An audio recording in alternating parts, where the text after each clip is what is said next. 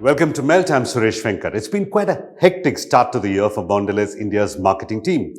The FMCG major is running new campaigns for nearly all of its brands. The latest ones for Cadbury 5-Star and Cadbury Dairy Milk Silk will leverage Valentine's Day. Let's first take a look at both the campaigns. Because of different time zones, when it is Valentine's Day morning on this island, it will already be 6 a.m. in Peru, 9 p.m. in Australia, and February 15th morning in this area. So if a vessel travels in this direction across the international date line, it will skip 24 hours in just 1 minute, while the people inside just eat 5-star and do nothing. 3 volunteers will soon achieve the impossible. Join us in the control room on February 14th to witness a historic breakthrough that will pave the way for a future where we can all skip that wretched day. Test drill successful. A future where we eat 5-star and do nothing.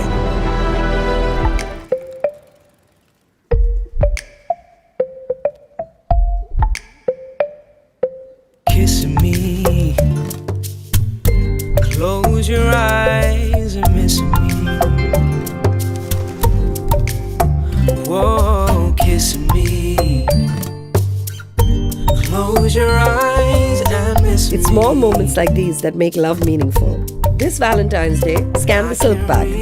Share such moments with me and I will craft your love story powered by AI to gift your Valentine. In your eyes, kissing me, close your eyes and missing me. To know more, we are in conversation with Nitin Saini, Vice President of Marketing at Mondelēz India. Now, what is the need for all year-round marketing? How do you engage the new age customer? And how can marketers avoid reducing tech-driven marketing to gimmicks? Let's find out as we get ready to melt with Nitin Saini. Nitin, welcome back to Melt. This must be quite a hectic period for the marketing team at Mondelēz India. How many active campaigns do you have live at this moment? Thank you, Suresh, for having me. Very happy to be here. You're right, it is indeed quite a busy time. Most of our brands are actually active. And then you have the Valentine Day, which is an important occasion for us. And we are activating Valentine's Day with Silk and 5-star. So quite an active time. Is it right to assume now that there's no more seasonality as such to your products and campaigns? It used to be peaks and troughs earlier, if I remember. Yeah. Is the demand and therefore the marketing activity constant throughout the year? I would say yes. I mean, largely there is no seasonality. Our categories, they are consumed through the year. Although we do see some peaks around the occasions of Valentine Day, Rakhi and Diwali.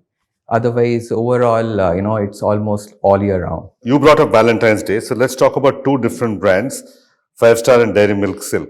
First, let me ask you the basic question before I ask you the controversial question. What makes Valentine's Day in India such a big marketing opportunity? I imagine a small few metro pockets understand about Valentine's Day and celebrate it, but why is it important for a brand like Cadbury? No, absolutely. So Valentine's Day is actually quite an important occasion for us. Because the chocolate category is very relevant in this occasion. And that is because a lot of what we have done over the last many years to make the category relevant in this occasion. Your 5-star campaign actually says erase Valentine's Day, don't celebrate Valentine's Day. What's the thought behind this campaign? This sort of counter campaign. Counterculture, right? Yeah. So, I mean, it basically goes back to the proposition of 5-star, which is, all about don't have the fear of missing out. You don't have to do something just because, there is a pressure on you to do something, which is the whole do nothing proposition. And we have been having light-hearted, quirky take on Valentine's Day in the last 2-3 years, which have worked really well for us. And the creative idea for this year, as you said, is erase Valentine's Day. What if, a few people could just not have Valentine's Day in their life? And that is really at the heart of, this campaign. And 5-star has been celebrating singles over the last 2-3 years, and it's worked quite well. And you used a scientist, Nambi Narayanan, in the campaign. Did you have a personal hand to play in the selection of the brand ambassador, so to speak? I didn't have a personal hand, but my team obviously, had a hand in this, and very happy to partner with him as we bring this idea to life. And so far, how's the campaign being received? Early days, but being received very well, as have the last 2-3 years of 5-star campaigns have been. People really like this, the take that 5-star has, which is a very light-hearted, quirky take on this occasion. And again, early days, but we are receiving really good response from people. So Nitin, assume I'm a chocolate consumer and therefore a Cadbury consumer. One of your brands says erase Valentine's Day, and the other brand, Silk, says celebrate Valentine's Day and Zoya Akhtar will make a film about my life. Isn't this a confusing brand message? Because a Cadbury's customer, I imagine, is a Cadbury's customer. Both the brands, what they are doing is very true to their proposition. So 5-star, as I just said, is about do nothing, don't take the pressure of what the world is wanting you to do. While Silk, if you see, is positioned on romance. How far will you go for love is the proposition for Silk. And it has been activating Valentine's Day for the last 3-4 years, and that is exactly what we are doing. And as you rightly said, the idea for this year is the insight is that the couples, what they most fondly recall are those moments of togetherness. And what we are doing through this campaign is allowing people to recreate those moments of togetherness, like where was the first time they met, what are the fun moments they had together. With the help of generative AI and in collaboration with Zoya Akhtar, people can actually make those personalized Valentine's Day videos, and they could watch it together, share it with their loved one, and have a great Valentine's Day along with a bar of Silk, of course. So Nitin, could you take us through the objectives briefly of both the campaigns? First the Silk campaign and then the 5-star campaign? I would say the objective of Silk campaign is to build brand love and further reinforce the positioning that Silk has around romance, and Valentine's Day is a great opportunity for that. We also have some limited edition packs that are there around this occasion. We call them the heart pop packs. So it's a big business occasion as well for us. But in case of 5-star, it is more around building brand love and strengthen the brand's positioning on do nothing. Now, continuing with the talk about customers, can you help us understand how the consumption pattern for chocolates has changed perhaps post-COVID and what it's like today? If I look at the last many years, the category has done very well, Suresh. So we are seeing really good growth. We are also seeing an increase in penetration.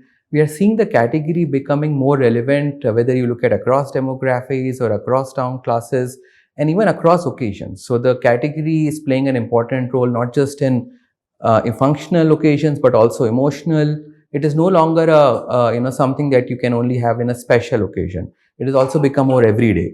So overall, I would say the category is becoming more and more relevant, has become more and more relevant.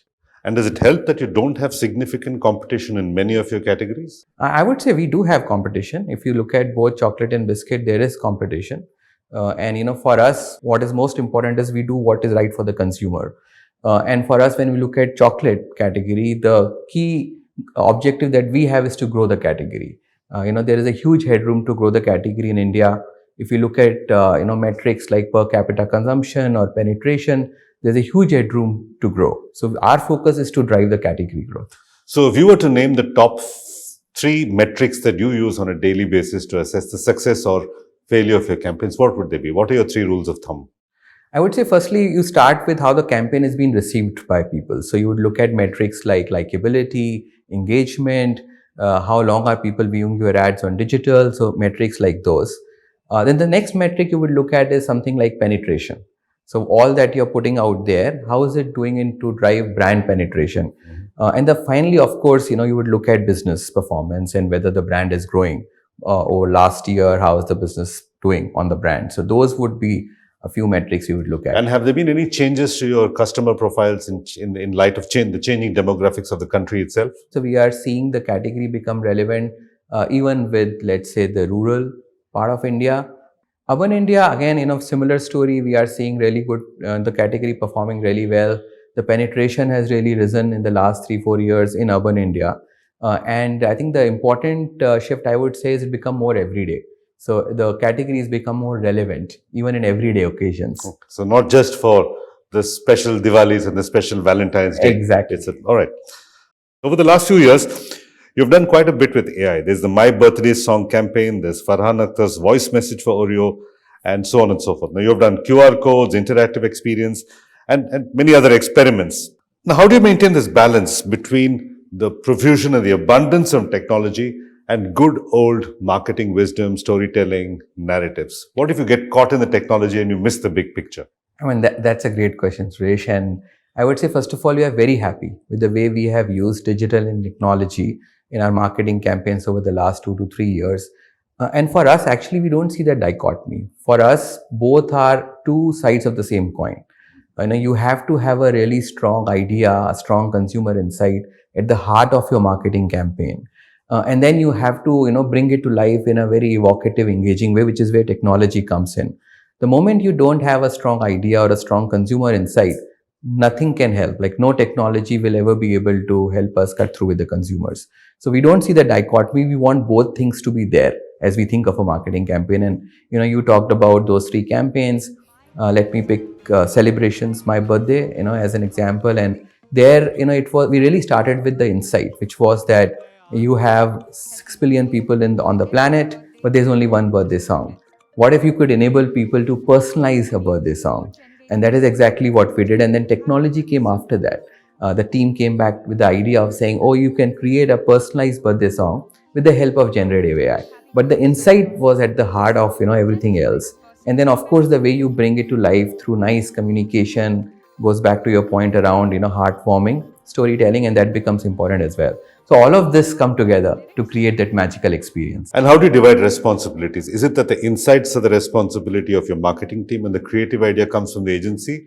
Or does the agency come up with insights as well? So the agency is involved from the beginning. So we start with what's the business objective. So in this particular case, it was to build the relevance of our celebrations brand in the birthday occasion. So I think it all started with actually a team meeting, which also had our agency partners.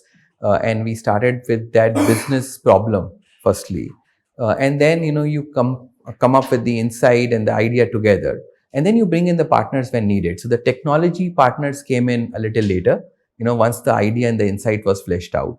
But it's very much a collaborative That's one way to process. prevent the tech from taking over the idea. You bring in the tech guys a little later once you have the creative idea and the insight, I'm guessing, in place. Absolutely. I think you have to totally be mindful of exactly what you said. That you have to have the idea first, and then I think to get the tech partner a little later. The process is actually a good way. Any fear that these tech, particularly AI-driven campaigns, may not connect with, say, tech-unfriendly consumers or people who are a bit scared of tech? Good question. I would say I think what we are observing is 2-3 things. Firstly, the adoption of technology is going at a really fast pace. So even things like AI, people are now very well aware, and I'm not just talking about the Mumbais and the Delhis of the world. Like even if you go to tier 2 cities, people are very well aware. Of course, people are using digital platforms a lot, as social media platforms. So that has overall helped increase awareness of technology. The second thing, what we do is very importantly, we make the user experience very simple. So there could be complex technologies at the back of, what people are experiencing, but the user experience itself has to be very simple. So whether it was the birthday song, or even if you look at our, the latest campaign around creating personalized Valentine Day video, you just need to add a few prompts, and then, the video or the song gets generated. So the experience has to be very simple. And the thirdly, I would say what we do around storytelling, and our campaign also explains what the consumer needs to do. So all of it put together, we actually feel it very manageable. Is there a direct correlation between tech campaigns or AI-enabled campaigns like the My Birthday song and penetration and consumption? Can you map a direct correlation between these 2 things?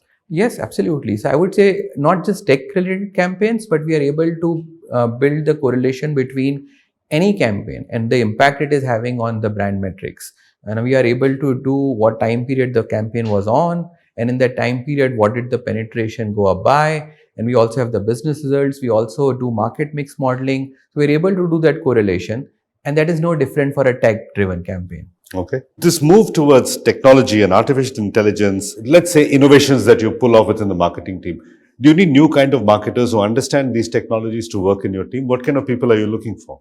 I think the most important thing is you need the right behavior. So you need people to be agile, to be aware of what is going around them. And you also want a little bit of that, experimentative streak in people. So firstly, I would say it is the right mindset that is most important. Mm-hmm.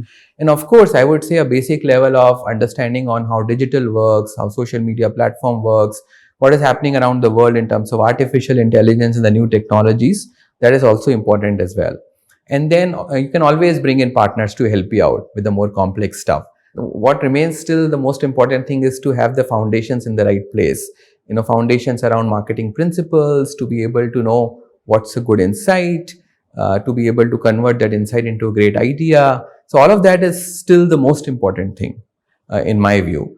And then of course, for a new age marketeer, what is equally important is to be very aware of how are people consuming content today, which is a lot of it is on digital and social media, and to be aware of how that thing works. Because you need to have a strong idea, but then how you bring that idea to life is equally important. So to be skilled in digital and data is also equally important. But the most important thing remains, to have that strong foundations. Okay. So there's data and there's marketing instinct, right? Or the famous marketer's instinct. How do you, Nitin, personally assess that this technology is good enough to go? Because sometimes you can be too early with the technology. It can be glitchy. It may not work. Customers may not understand. It may backfire on you. And sometimes you might have waited too long when everybody else is already done. What's the right sweet spot between a technology being new enough to be exciting, but not so new that it's risky for the brand? I think you have to go out there and try it out. I think in some cases, maybe it will not work, but you are absolutely right. If you are the first ones to use the technology to bring an idea to life, it will remain in people's memory forever. There'll always be a little bit of a risk associated with it, but then you do the hard yards, working with your partners to making sure that you mitigate all those risks. And we see a bunch of influencers saying, just go to ChatGPT or any of the large language models and say, I want a marketing idea, and it spits out an idea for you. Good way to generate ideas or tricky? I think, it could be a good way, but depends upon what your objective is.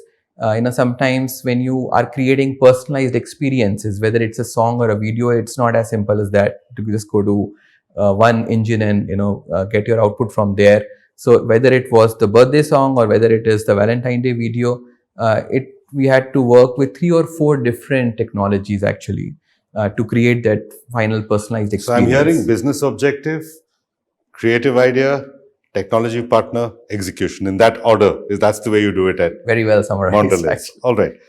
Nitin, a couple of personal questions for you. You started your career with Mondelēz as an on-field sales exec. What has sales taught you about marketing function? How difficult is it to actually sell your product? I think it's very important to have some experience in sales, and I would say sales, marketing are both sides of the same commercial coin, right? So for something to succeed, both need to work. Both are important parts of the commercial mix. So having worked for years in sales, it allows me to have better appreciation of what is important for something to succeed commercially, because that is really the objective in the end. And it is not just the marketing levers you're looking at. I think the other thing, of course, is it's helped you build empathy, because you have spent many years in the shoes of the sales folks. So you know exactly what do they go through. So when we finally kind of come together under the same roof, I'm able to empathize much better on how are they exactly feeling. Are you saying it should be mandatory for all marketers to do a stint in sales before they come to the posh marketing office and operate from a sort of slightly more elite environment, shall we say? I'm just saying it helps. And I think at Mondelēz, certainly we have most of our marketers have gone through the sales stint. Okay. All right. Now coming back to some controversy. Last year, one of our brands, Bonvita, faced quite a bit of flack on social media. What's been the learning there? I would say the learning is very much, that if you have consumer at the heart of all your decision making, if you have built trust with your consumer over a long period of time, that trust and the equity and the love is unwavered in difficult times as well. And I think that is exactly what we strive to do, not just in case of Bonvita, but on all brands, that whatever decision we take, we make sure that, it's consumer first. And that is really what drives all our decision making. So how is Bonvita doing now? As an obvious follow-up question. Bonvita is doing well. The equity and the love that we have with our consumers continue to remain strong. So what is the Nitin Saini method for consistently building consumer trust with a brand and consumer love? I would say, I think first of all, when it comes to we are a food brand. For us, the experience is what the consumers have in terms of the taste experience. We have to make sure that is never compromised in everything we do. The second I would say is that we are a consumer first organization. So everything we do, consumer is at the heart of decision making. The third is what we advocate with our marketing team is to spend a lot of time with consumers and interacting with them, understanding what their day in the life is, not just when you have to show an ad and get a response from them on whether it is good or bad, but just spend some time having an exploratory conversation on how their day of life is.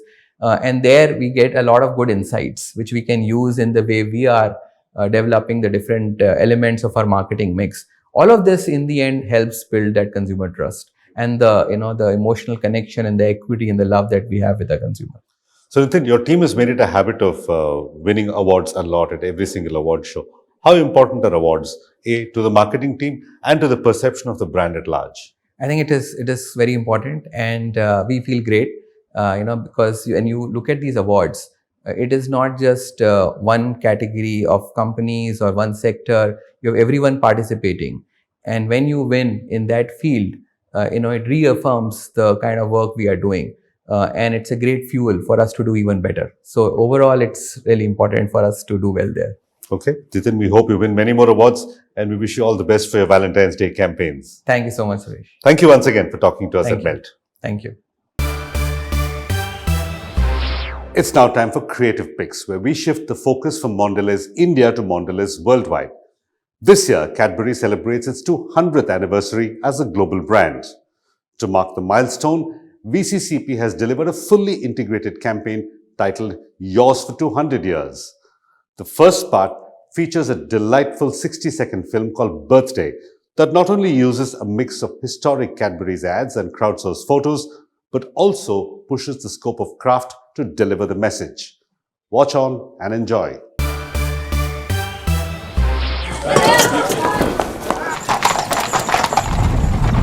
Sorry. Mwah, come on.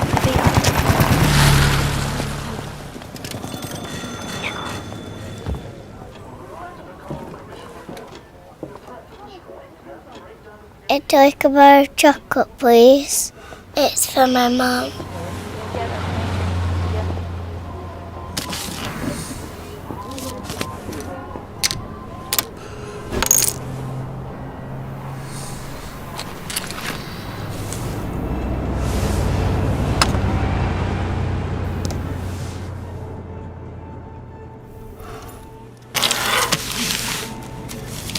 Your change. Happy birthday, Mum.